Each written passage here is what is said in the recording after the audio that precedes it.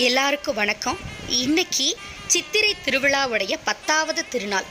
சோமவாரத்தில் உத்திர நாளில் வந்து உன்னை மணந்து கொள்வேன் அப்படின்னு சுந்தரேஸ்வர பெருமான் நம்ம மீனாட்சி அம்மாவுக்கு கொடுத்த வாக்க காப்பாத்துற திருநாள் இன்னைக்கு. அம்மாவோட திருக்கல்யாணத்தை பார்க்க ஊர் என்ன உலகமே கூடி நிற்கும்.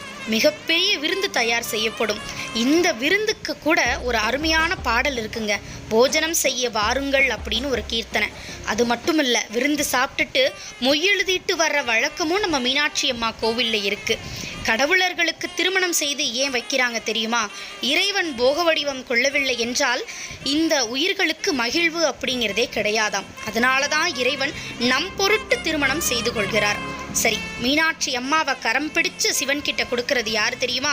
பவளக்கணிவாய்நாதர். இவர் திருப்பரங்குன்றத்தில் எழுந்தருளி இருக்கக்கூடிய பெருமான்.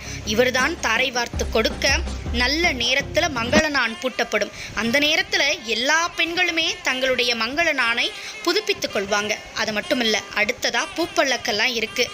இவ்வளவு சிறப்பு வாய்ந்த இந்த திருக்கல்யாணத்தில் கலந்துக்கிறவங்க எல்லாருக்கும் இறைவனுடைய அருள் கிடைக்கும். அன்னை மீனாட்சி அருள் செய்வாள்.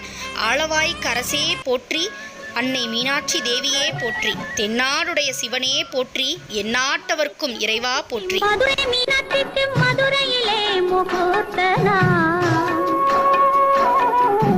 காணிக்கையாய் கொண்ட சோமசுந்தரர் கண்களுக்கும் முகூர்த்த நாள், முகூர்த்த நாள். மாணிக்கம் மூக்குத்தி மதுரை மீனாட்சிக்கு மதுரையிலே முகூர்த்த நாள். காணிக்கையாய் கொண்ட சோமசுந்தரர் கண்களுக்கும் முகூர்த்த நாள்.